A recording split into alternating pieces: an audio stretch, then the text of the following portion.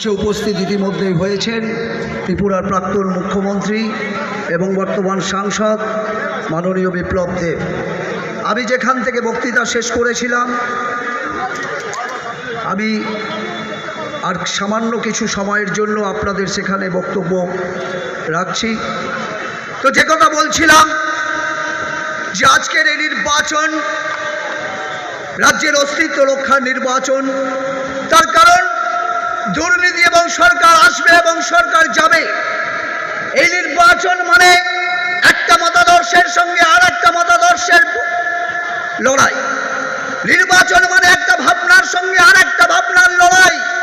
সেখানে ব্যক্তির কোনো গুরুত্ব নেই, কিন্তু দুর্ভাগ্য আমাদের আজকের এই পশ্চিমবাংলার নির্বাচন এক অশনি অবস্থানের মধ্য দিয়ে নির্বাচিত করতে হচ্ছে। 1977 সাল পশ্চিমবাংলার মাটিতে এক পরিবর্তন আমরা দেখেছিলাম। সেদিন প্রান্তিক কৃষক এবং প্রান্তিক শ্রমিকের স্বার্থ রক্ষার জন্য মার্ক্সবাদী কমিউনিস্ট পার্টির স্লোগান ছিল, প্রান্তিক কৃষকের জন্য স্লোগান ছিল। সুদীর্ঘ 34 বছরের 34টা বসন্ত পার করবার পর আমরা যে অবস্থার মধ্যে দাঁড়িয়ে আছি, সেই অবস্থাতে আমাদের নতুন করে বলবার কিছু রাখে না। 2011 সালে আমরা আর এক পরিবর্তন দেখলাম। 34 বছরের হেজিমনির পরিবর্তন, ঔদ্ধত্যের পরিবর্তন, বিকৃত মতাদর্শের পরিবর্তন। স্বপ্নের মেঘ বালিকা হিসাবে আমাদের সামনে মমতা বন্দ্যোপাধ্যায় হাজির হলেন।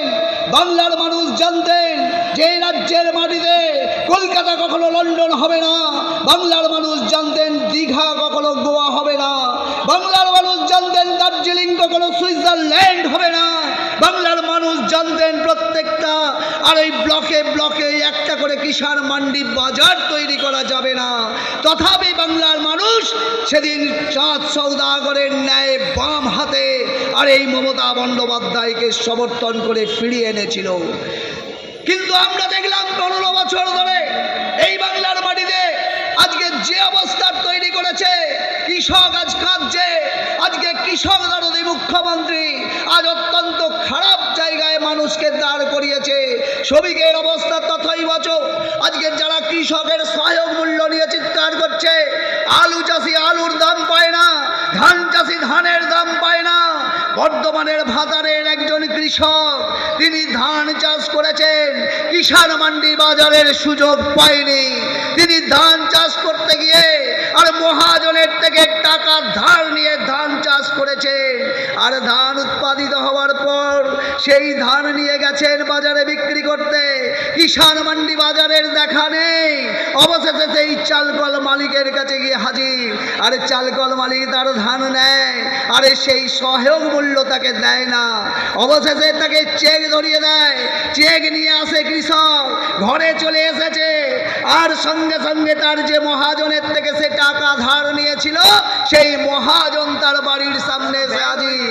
বলছে, ওহে কৃষক, তুমি আমার টাকা দিয়েছি তোমাকে, তুমি আমার টাকা সুদ সহ ফেরত দাও। কৃষক বলছে, বাবু আমি এখনো টাকা পাইনি, আমি কয়েকটা দিন সময় দিন, আমি টাকা ফেরত দেব। অগত্যা কোনো কথা শোনে না। মহাজন বলে, আমি ওসব শুনতে চাই না, আমি কাল আসবো, তোমার থেকে টাকা কড়ায় গদায় আন্ডায় আমি আদায় করে নিয়ে যাব। আর এই কৃষক হতভম্ব হয়ে গ্রামের এক প্রান্ত থেকে আর এক প্রান্ত ছুটে বেড়ায়, কোথাও টাকার জোগাড় নেই। অবশেষে বাজার থেকে 2 বোতল ফলিডন কিনে নিয়ে এলো বাজার থেকে, আর রান্নাঘরের পেছনে লুকিয়ে রাখলো। দিয়ে রাতের বেলা তার স্ত্রী পুত্র ঘুমিয়ে পড়লে সেই ফলিডন পান করে সে আত্মহত্যা করলো। পরের দিন কৃষক দরদি মুখ্যমন্ত্রী কলকাতায় বসে বলল, ও তো কৃষক ছিল না, তাহলে ও দিদি ভাই ও কে ছিল? ও কি আপনার সরকারের কোনো কর্মচারী ছিল? ও কি কোনো ব্যবসাদার, ডাক্তার, ইঞ্জিনিয়ার ছিল? তার কোনো উত্তর নেই। আর এই অবস্থার জন্য কৃষকের বাড়ির কাছে কেউ হাজির হয় না। অগত্যা সেখানে কৃষকের বউ অর্থাৎ তার স্ত্রী কাঁদছে হাউ হাউ করে, বলছে, ওগো মোর প্রিয় গ্রামবাসী, তোমরা কি কিছু করে অর্থ দিতে পারো যা দিয়ে আমি আমার এই মৃত স্বামীর দাহ করব? তার কারণ আমার কাছে 1টি টাকাও নেই। আর তার কথা শুনে দূরে দাঁড়িয়ে দাঁড়িয়ে কেউ বলছে, ওরে মূর্খ কৃষক, ওরে অন্ধ কৃষক, তুই তো মরলি বাবা, তার সাথে তুই তোর এই স্ত্রী পুত্রকেও মেরে গেলি। যদি তোর এতই মরার শখ ছিল তাহলে পয়সা খরচা করে বাজার থেকে ফলিডর কিনতে গেলি কেন? তার থেকে তো অনেক কম পয়সায় 2 বোতল চোলাই কিনে আনতে পারতিস।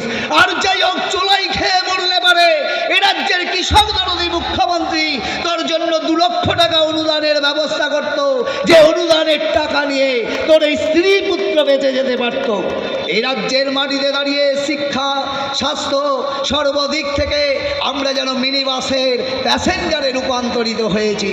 মিনি বাসে উঠলে আপনার কন্ট্রাক্টর কি বলে? পেছনের দিকে এগিয়ে যাও, পেছনের দিকে এগিয়ে যাও। অর্থাৎ শিল্প, শিক্ষা, স্বাস্থ্য সব আমরা ওই জনগণ, আর মিনি বাসের কন্ট্রাক্টর ওই সরকার আমাদের বলছে পেছনের দিকে এগিয়ে যাও, পেছনের দিকে এগিয়ে যাও, পেছনের দিকে এগিয়ে যাও। আমরা সব দিক থেকে পেছনের দিকে এগিয়ে গিয়েছি। ছাত্রদের কোনো বিভৎস অবস্থা, তাদের কোনো পরিকল্পনা নেই, তাদের কোনো ভবিষ্যৎ নেই। সিপিএমের মুখ্যমন্ত্রী শুভ্র বেশ সম্বলিত হাইটেক মুখ্যমন্ত্রী বুদ্ধদেব ভট্টাচার্য বলতেন কম্পিউটারে আইটি সেক্টরের কথা। কিন্তু হে বন্ধু, 1984 সাল ভারতবর্ষে যেদিন কম্পিউটার আসলো সেদিন আপনার এই মুখ্যমন্ত্রী সেদিন DYFI এর নেতা ছিলেন। তিনি সেদিন স্লোগান দিয়েছিলেন কম্পিউটার গো ব্যাক, কম্পিউটার বেকার সৃষ্টির যন্ত্র, কম্পিউটার জ্বালিয়ে দাও, পুড়িয়ে দাও। আপনার কথা শুনে সেদিন কম্পিউটার ফিরে গিয়েছিল হায়দ্রাবাদে, আপনার কথা শুনে সেদিন কম্পিউটার ফিরে গিয়েছিল চেন্নাইতে, আর সেখানে আইটির উন্নতি হয়েছে। তাই বন্ধু, আপনাদের বলতে চাই যে আগামী দিনে যদি উন্নয়নের চিন্তা ভাবনা করে ওই অশুভ প্রতিদ্বন্দ্বিতায় আমরা অবতীর্ণ হয়েছি, দেওয়াল বিপ্লবে আমরা নেই, আমরা পোস্টারিংয়ে আমরা নেই, বিপুল পরিমাণ প্রচারে আমরা নেই, কিন্তু আমরা আছি সদাদর্শের ভিত্তিতে আছি, আমরা আছি ইডিওলজির ভিত্তিতে আছি। তাই আপনারা আপনাদের মূল্যবান ভোট, নিজস্ব ভোট চিন্তা ভাবনা করে প্রদান করুন। এই আহ্বান জানিয়ে আগামী নির্বাচনে আপনারা এই দক্ষিণ হাওড়ার প্রার্থী শ্যামল কুমার হাতিকে পদ্মফুল চিহ্নের চাপ দিয়ে বিপুল ভোটে জয়যুক্ত করবেন, এই আশা রেখে আমার বক্তব্য শেষ করছি। জয় হিন্দ, বন্দে মাতরম, ভারত মাতার জয় হোক।